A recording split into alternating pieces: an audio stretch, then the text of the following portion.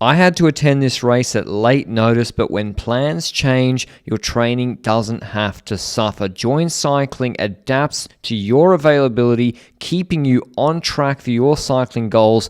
Go to the link down below and get 30 days free trial. Volta Catalunya Stage 1 from Sant Feliu de Guíxols. They do the loop north to Palafrugell and then through the Empordà region, which they'll be really familiar to the riders that all live in Girona, then back down for the uphill sprint in Sant Feliu on the beautiful Tossa del Mar road. Normally we've got Eckhoff here who's in good shape, Alpecin with a lot of uphill sprinters like Groves, Roglic down from altitude, Felix Gall, as well as Matthew Brennan in the Aero helmet. We've got Pablito Torres, Sivakov, as well as Adam Yates and Ayuso, of course, who just won Tirreno. So good GC riders, a lot of whom are doing the Giro d'Italia. This is their big 1 week tune-up before they all head up a mountain somewhere to prepare on altitude. Bernal, Roglic, Ayuso, Simon Yates, etc. Ineos here, keeping Bernal in good position. Then the rain hits. It's been terrible weather lately in the Pyrenees. Well, I guess snow up here, so it's not that bad.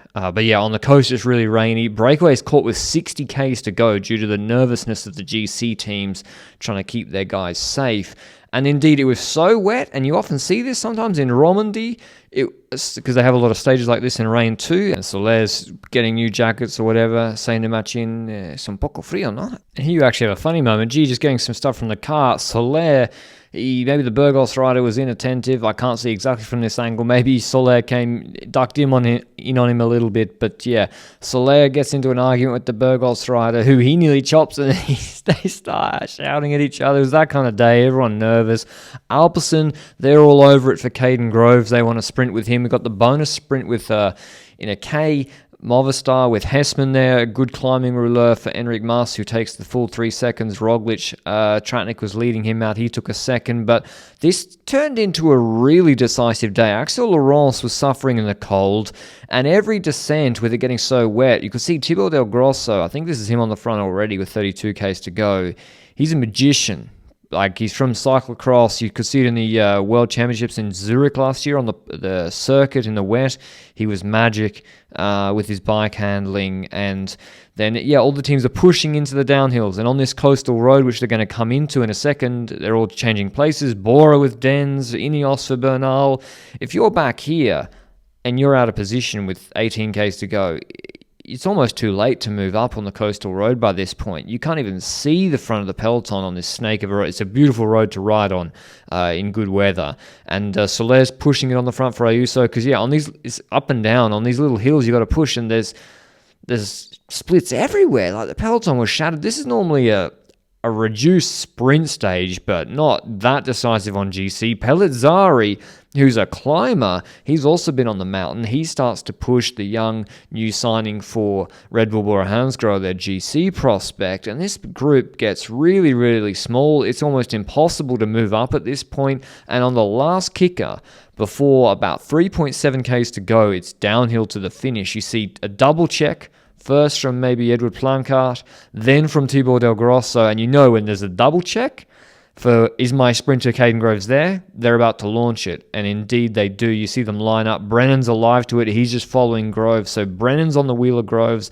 Alpecin are going to launch into this descent first wheel. You don't see them exactly move up. And remember, only 2 people beat Pogacar head-to-head before Vingegaard did in the Tour de France in a road stage. It was Narvaez, Vingegaard in stage 11, and then Nicholas Schultz in this stage in Catalunya last year with the exact same tactic.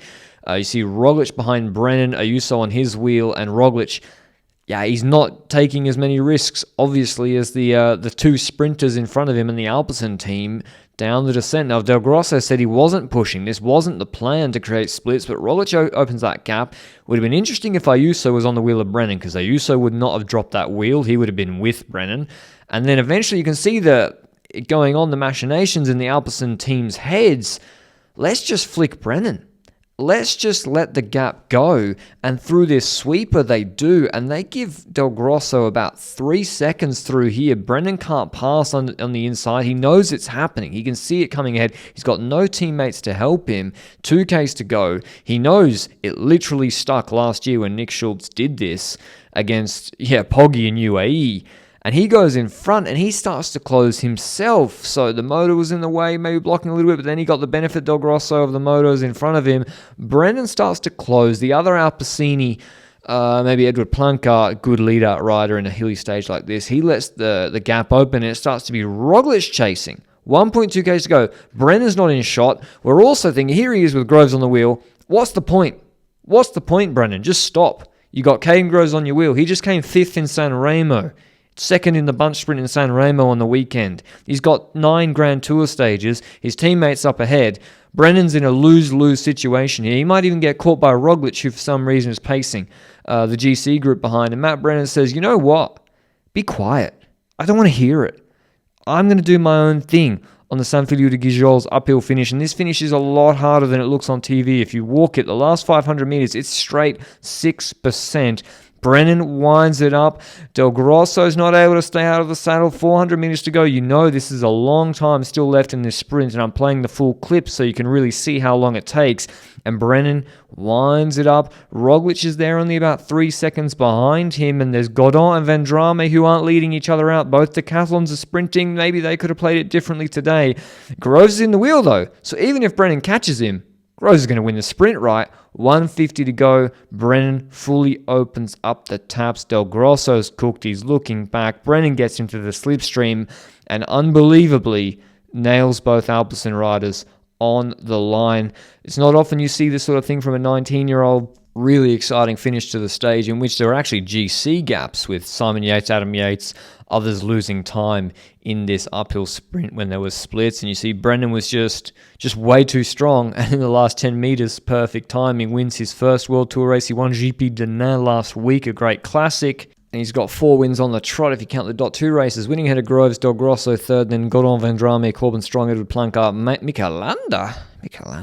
Leonard 8th, Velt 9th, De Plus 10th. Here's what the young Brit had to say after the stage. Yeah, I think the weather made it quite tricky today, and yeah, we did everything we could to try and keep the position towards the front and minimise any losses. And then yeah, we came into the finish. We knew the coast road would be a critical point in the bike race, and yeah, I managed to get in position, and with a few guys around me, they supported me into there, and then yeah, from there we managed to sprint.